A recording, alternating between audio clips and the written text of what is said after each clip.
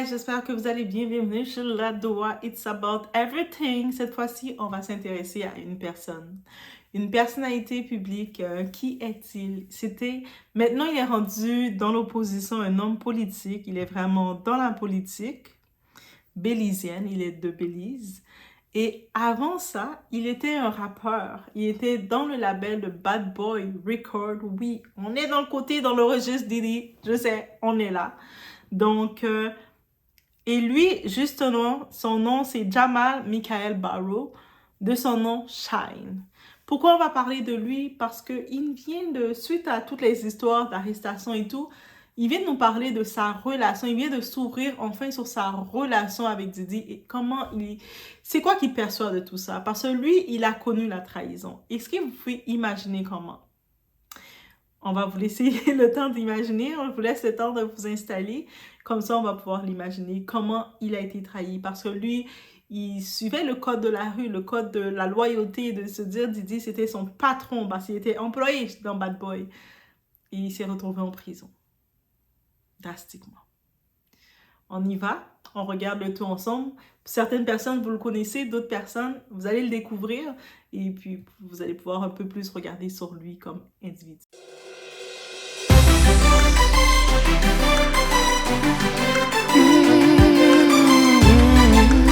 Donc, on va parler rapidement de Shine. Donc, Shine, son nom, c'est Shine Po, Moise Michael Lively. Donc, il est né le 8 novembre 1978. Shine, donc, a 45 ans, va avoir 46 ans. Il est de Belize, rappeur. Donc, lui, ses années actives, c'est en 1998, donc ça fait un bon moment, c'est du old school. Dans son label, son premier label, il était avec Bad Boy / Arista, donc de 98 à 2003. Sinon, à partir de 2004 jusqu'à maintenant, il est encore dans le label de Gangland Records. Il est aussi encore, il a fait des années actives avec Def Jam. Il était de 2004 à 2005 et de 2010 et actuellement c'est encore présent avec Def Jam. Et de Ink Records also de 2003 à présent. Mais en tant que tel, il n'y a pas eu de... Comme si un contrat qui est fait, mais là, il est vraiment actif dans la politique. Donc, il est né à Belize, dans la ville de Belize, qui était anciennement la capitale. Maintenant, Belize City, c'est plus la capitale, juste côté géographie. C'est en Amérique centrale. Donc, c'est juste... Mon pays de cœur, c'est le Guatemala, guys. Donc, Belize, c'est juste entre Mexique et Guatemala. Donc, en gros, c'est la Belize. Donc, c'est l'Amérique centrale. Donc, le fils de sa mère, c'est Imon Mivet. Son père, c'est Dean Barrow. Et son père était dans la politique. Donc, lui, c'était pas un enfant affamé, quoi que ce soit dans sa famille. Son père était premier ministre et aussi ministre des Finances de Belize. Par contre, c'est pas quelqu'un qui aime parler plus que ça de son père. Il a toujours été vu comme l'indésirable, le petit enfant peut-être tête dure que son père peut-être le critiquait. Donc, on le sait, rappeur et tout, son père alors que c'est un politicien, on peut imaginer, son père devait le pousser de temps en temps. Donc, on imagine déjà les parents. Et la mère de Shine, c'est la sœur aussi de Michael Flanagan, qui est aussi dans la politique. Donc, lui, sa famille, ils sont beaucoup impliqués dans la politique d'In Barrow. Et c'est sûr, quand sa mère était allée s'installer aux États-Unis, lui était resté au Belize avec son oncle, le frère de sa mère. Et c'est quand il a eu 13 ans qu'il est venu s'installer aux États-Unis à Brooklyn. T'sais, Brooklyn, là, dans l'époque, on entend, c'était Brooklyn. Le début de sa carrière, c'est en 98, alors que Shine rap, il a commencé à rapper dans les boutiques. Il faisait, vous savez, dans les boutiques pour attirer les clients, il y a des petits moments, soit la boutique devient un moment pour faire des battles, des freestyles de rap. Il était vraiment dans ce monde underground. Et rapidement, il se fait remarquer par un DJ qui est producteur, Clark Kent. Et il est dans la même lignée, on le mettait dans la même lignée, la même capacité, le même level que B.I.G. Notorious qui était là. Et il a justement fait des collaborations Born Again de Biggie. Et il a signé, c'est à ce moment-là qu'il a signé dans le label de Puff Daddy, dans Bad Boy Records. Et il a fait des titres avec Mace sur l'album Forever, et aussi sur l'album de Forever de Puff Daddy. Et là maintenant, tout, tu sais, on voit ça, on se dit, ok, ben c'est correct, Doa, pourquoi tu nous parles de lui? Mais parce que c'est un artiste qui a été trahi par Didi. Et puis, qu'est-ce qui arrive? Une date, le 27 décembre 99, Shine, il faut savoir, il a 21 ans. Et puis, c'était l'époque où il y avait la fameuse fusillade dans le nightclub. Et à l'époque, dans cette période, Puff Daddy, parce que là maintenant c'est Didi, Love, il a plusieurs noms, mais à l'époque c'était Puff Daddy son nom. Il fréquentait Jennifer Lopez, donc c'était le couple emblématique d'Hollywood. Et ils étaient dans un club à New York, Shine était là aussi, au Times Square, là, ils étaient. Et là, il y a eu une altercation, Didi avec des gens, tu sais, Didi c'était une star, là, et puis peut-être la personne a pris son verre, Didi tenait son verre, et puis la personne a pris son verre, et bref, vous imaginez, qu'est-ce que ça a créé? Didi a dit, yo, tu dois me respecter, c'est moi le boss! Et puis... Et Shine était comme téméraire, en même temps Didi le voyait comme son patron, mais c'était son patron, respect pour Didi. Donc il sort son arme, et puis il y avait comme du bruit partout, le monde était excité. Il a sorti son arme, il a tiré dans les airs comme pour calmer le monde, comme dans les films là. Pop, pop, pop, pop, pop, pop, pop. Gangsta, et bref, on imagine qu'est-ce qu'il a fait.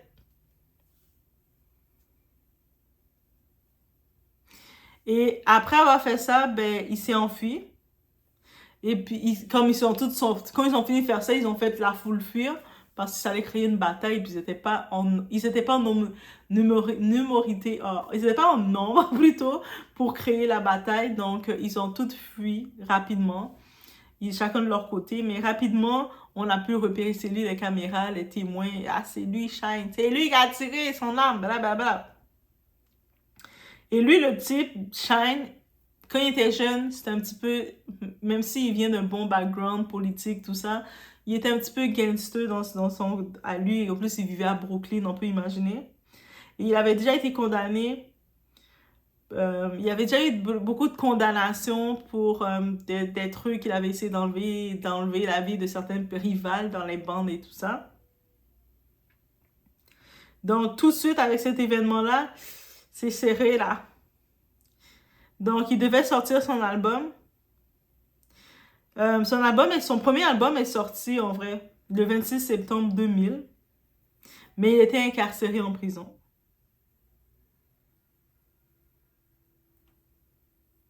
Et lui, dans cet album-là, il a fait son temps en prison. Le 1er juin 2001, il est condamné à 10 ans de prison. En 2001, 1er juin 2001, 10 ans de prison.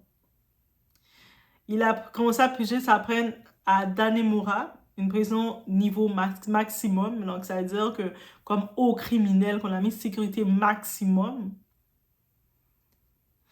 Ses avocats ont essayé de réduire la peine et tout ça, mais ça n'a pas fonctionné. Et puis, pendant cette période-ci, là, qu'est-ce qu'on apprend? Tu sais, parce qu'il était sorti, il était en compagnie de Didi, il a fait ça pour Didi, pour l'aider, mais Didi, silence radio. Didi, là, même comme étant patron, il n'a même pas fait semblant. On sait Didi comment il fonctionne. Il a fait pour Black Robe, j'ai pas besoin de le rementionner. Mais pour lui, c'est la même chose. Et puis lui était surpris parce qu'en vrai, ça, c'est les grands titres que je vous ai dit dans les articles qui disaient c'est lui qui tirait et tout. Mais dans la vérité, c'est pas lui qui avait tiré. Et ce n'était pas ses armes. Mais Didi, qui était le big boss, l'a dit comme il a dit non, j'ai trop à perdre, t'inquiète. Dis que c'est toi qui avais les armes. Et moi, je vais te backer parce que moi, j'ai mes grands boss là. J'ai mes boss. Donc, t'inquiète. Tu peux prendre la charge. tu vas pas rester en prison. I'm daddy, je suis daddy, t'inquiète, je gère. Et lui, 21 ans, il a cru. Et il n'a pas eu aucune protection, bien entendu.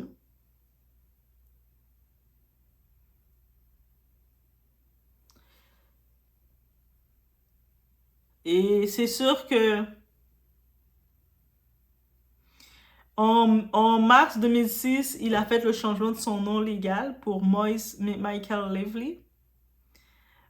Ça, c'est en hommage parce que sa mère avait des origines juives, donc il a changé son nom aux origines de sa mère. Et puis, quelques temps plus tard, dans la cour de New York, il fait une demande, justement, comme étant artiste. Il sait qu'il va faire 10 ans de prison de toute façon, il n'y a plus d'autres. Et puis, il y a l'inspiration qui vient, il a demandé. Il veut juste continuer de travailler sur sa musique, c'est sa vie. Et c'est sûr que dans le monde du hip-hop, il y a des sons qui sortaient, des mixtapes qui sortaient, il avait sa popularité. Et bien entendu, à cette époque, on a un certain rappeur comme ça se moquer des gens. 50 Cent, il se moquait de la fusillade de 99. Tu sais, il se moque de lui, il dit, regarde, t'es con, tu t'es fait prendre. 50 Cent est méchant.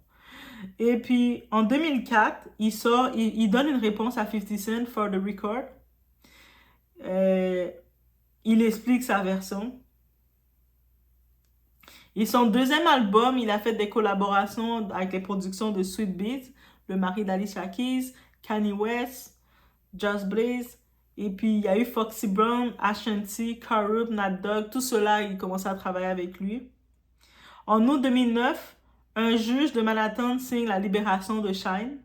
Donc, le 6 octobre, il est libéré. Il est libéré un peu plus tôt. Donc, il avait une sentence de 10 ans, mais il en a fait 9. Donc, il a fait plus que la moitié, guys. Et sachez qu'il a fait ça malgré lui. Parce que même s'il voulait retourner en arrière, dire non, c'est un coup monté, là, c'est pas moi, j'ai fait ça pour défendre mon patron. Didi a même fait en sorte d'aller chercher des témoins. Guys, Didi a même fait en sorte d'aller chercher des témoins pour dire que c'était lui. Donc, il était pris là. Et puis, après cet événement-là, ben, il est sorti, on peut imaginer, quand il ressort de prison en 2009. Il fait son retour, il a commencé à étudier, à reprendre à étudier. En 2013, il est retourné à Belize, son pays d'origine. En 2017, il épouse une femme d'affaires du nom de Catherine. Et un an plus tard, donc en 2018, il a sa fille Naomi. Donc, il est resté tranquille. Il a dit, c'est fini la vie de gangster. Ils sont traites, là. Les gangsters, ils sont traites de toute façon. On ne peut pas les faire confiance. Didi l'a montré.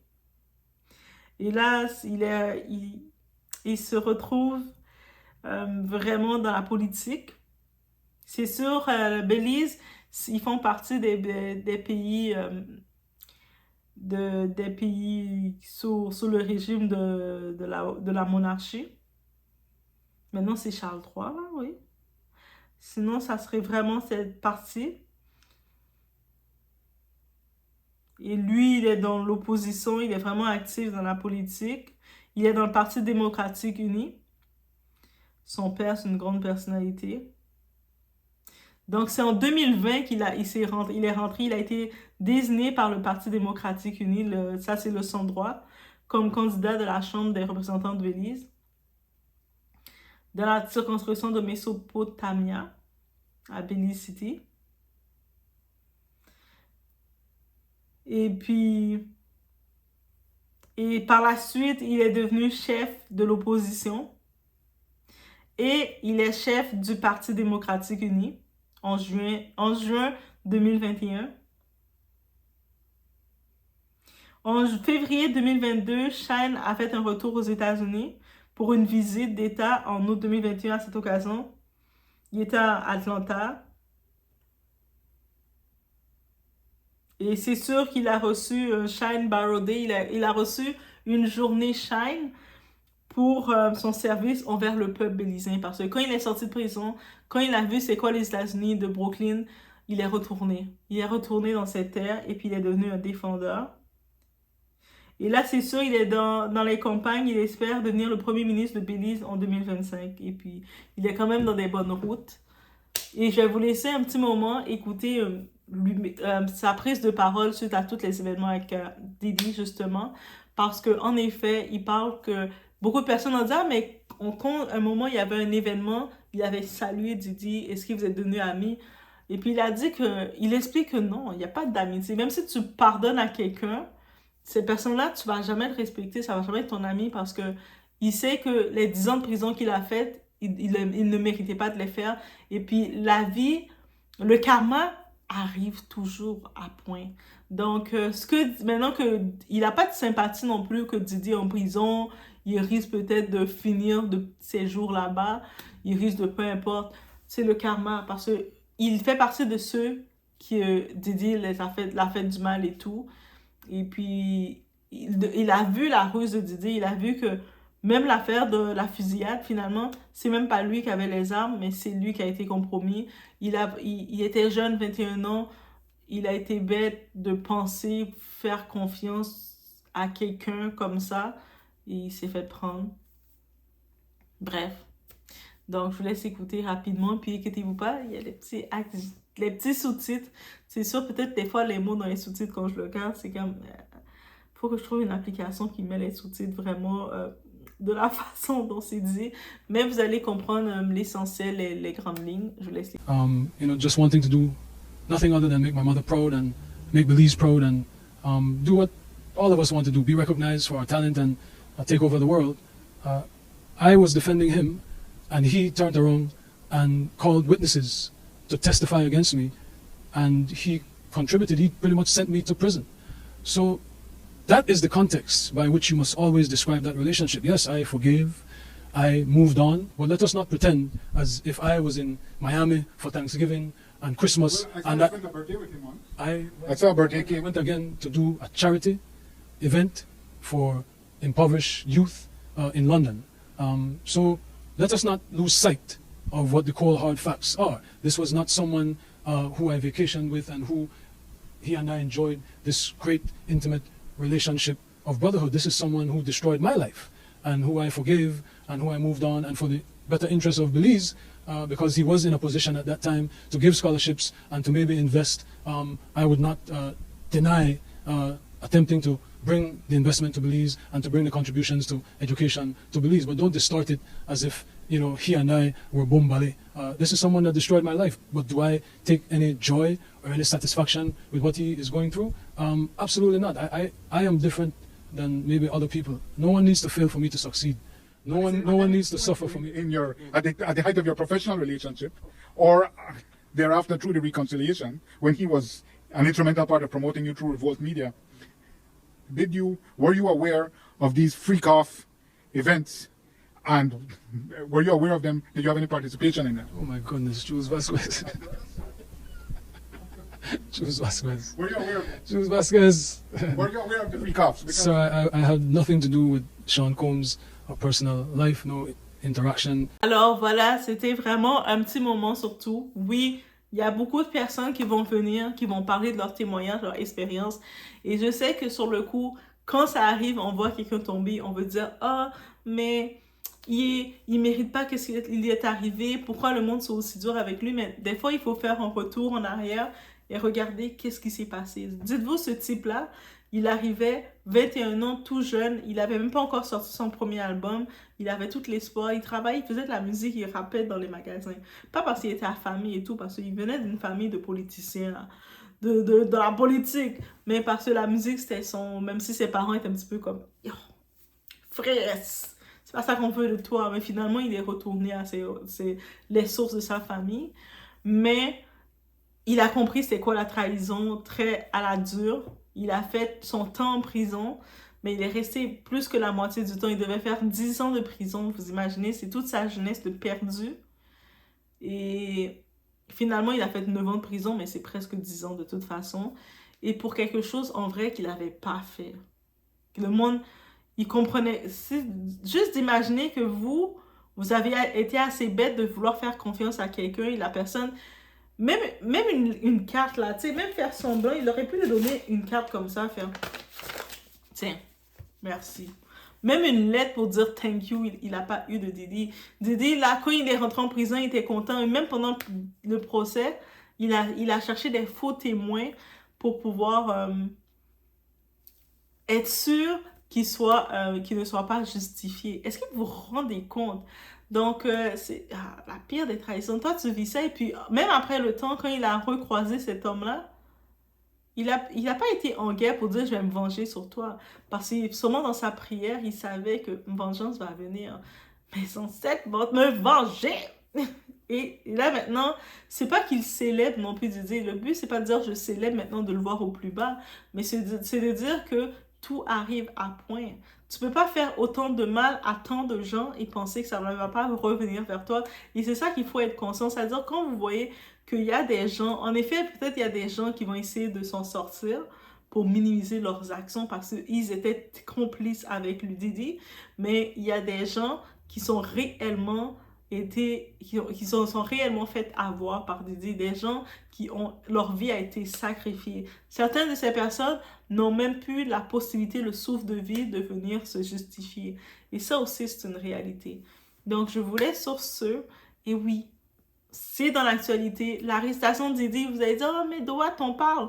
Mais oui, on en parle. C'est dans l'actualité. Même quand je regarde les actualités, il y a des gens encore plus rapides que moi. Et du côté américain, là, ils sont des vidéos, 2, 3, 4 vidéos rapides. Mais moi, je peux pas faire 2, 3, 4 vidéos rapides.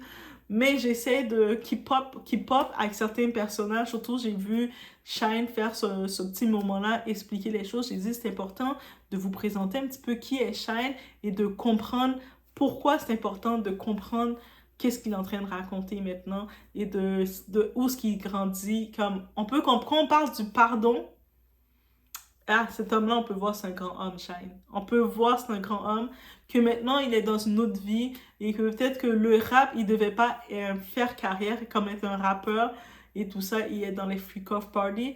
Il devait être un homme pour apporter un changement à son pays, sa terre natale, et c'est ça qu'il est en train de faire. Je vous laisse sur ce, j'espère que vous avez apprécié cette vidéo. Si c'est le cas, si vous ne connaissez pas cette petite partie de cet homme, un ancien employé de Didi, qui aussi n'a pas eu ses droits d'auteur, qui aussi, en plus était en prison, donc il n'avait pas de droits d'auteur. Mais le fait qu'il n'était pas non plus affamé, parce qu'il était quand même d'une famille qui était fort, qui était bien à Belize, vous comprenez. Mais dans tous les cas, c'est un petit retour. Donc, on se voit aux prochaines vidéos. Mettez un like de support si vous aimez, ça fait toujours du bien. Et partagez, abonnez-vous. Oui, là maintenant dans l'actualité, on est sur Didi, sur l'arrestation. Il y a beaucoup de choses qui viennent. J'essaie de rester à jour du côté francophone. C'est sûr, quand il y a d'autres actualités, on va plus se lancer dessus aussi. Mais c'est ça. Mais toi, habituellement, je suis partout. Je voyage partout. J'essaie de regarder un petit peu de tout et de parler. Mais on va pas se mentir, c'est ça l'actualité du moment. On est tous curieux de savoir parce que le dossier change à chaque instant. À chaque instant, il y a une nouvelle affaire. On entend il est en mesure préventive. Je suis comme, oh my God, qu'est-ce qui s'est passé? C'est sûr que même moi, quand je prends j'écris les notes, les choses, je le prends. Mais je suis comme, oh my God. Oh my God. Oh my God!